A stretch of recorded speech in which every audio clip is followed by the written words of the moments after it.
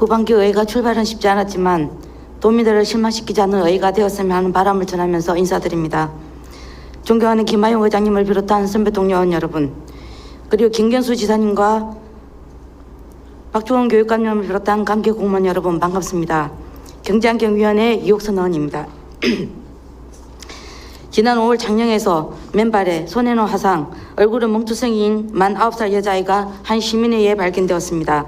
경찰 조사 결과 아이는 빌라 4층 베란다 위로 이어진 45도 각도의 지붕을 아슬아슬하게 타고 탈출해 좁고 먼지 가득한 보일러실에서 7시간 동안 숨어 지내다 그리로 나왔다고 합니다.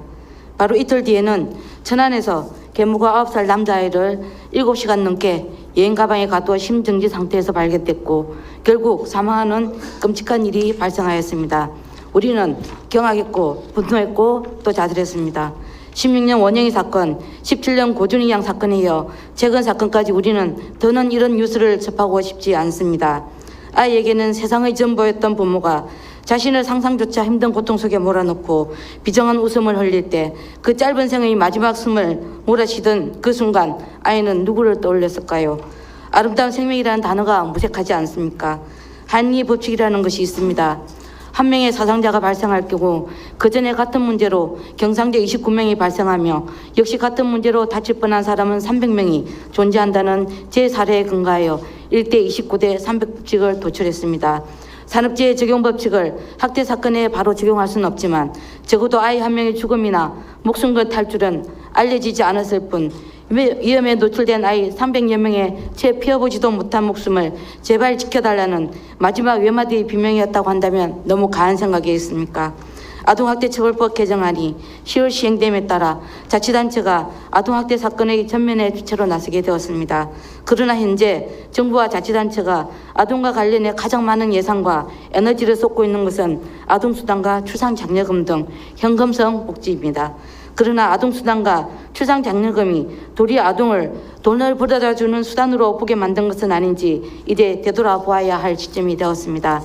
장령 사건만 봐도 가해 부모는 연고도 없는 장령으로 출산장려금 1,000만 원과 매달 90만 원 아동수당을 받을 예정이었으며 계부는 이번 사건으로 국민적 공분을 사는 그 와중에도 출산장려금과 아동수당을 언제 받을 수 있는지 문의했다고 합니다. 앞으로는 아동보호망을 더욱 촘촘히 짜는데 더 많은 예산이 배정되어야 합니다. 그중 하나로 저는 보편적 부모교육 사업을 제안합니다. 체벌과 학대는 종이 한 장 차이라고 합니다. 세상에 무조건 맞아야 하는 사람은 없습니다. 폭력은 주로 약자를 대상으로 저질러지는 현상이며 습관적 폭력은 자연스럽게 폭력에 대한 내성을 기릅니다. 희대의 살인마, 유영철, 정남규, 강호순이 모두 아동학대 피해자였음을 우리는 상기해야 합니다. 아동학대 가해자 10명 중 8명이 친부모임을 감안할 때 최고의 아동학대 예방 대책은 바로 부모교육입니다. 아동학대 가해자의 두드러진 특징 중 하나가 양육 태도 및 방법 부족으로 조사되었습니다. 부모로서 고민과 아동에 대한 이해가 부족해서 더구나 그 원인에는 대부분 본인이 맞고만 자라서 어떻게 양육하는지 배운 적이 없어서 학대를 일삼게 되었다는 것입니다. 현행 법정 의무교육은 성교육과 안전교육 정도입니다. 개별적으로 부모교육을 바꾸자 노력하는 부모도 있습니다만 직장이나 학교, 군대 등에서 의무적으로 부모교육을 받을 수 있도록 해야 합니다. 이런 1차 의무교육과 함께 학대 방해 위험이 요인이 있는 부모를 위한 2차 교육, 가해 전력이 있는 부모를 위한 3차 교육이 필요합니다. 강조하건대 예비 부모가 될 중고등학생 대상 부모 교육도 절실합니다. 왜냐하면 청소년 방언과 일탈의 배경에는 부모에 대한 반감과 무관심이 있는 만큼 건강한 시민으로 성장하게 하기 위한 교육의 한 내용으로 필요하다고 생각하기 때문입니다.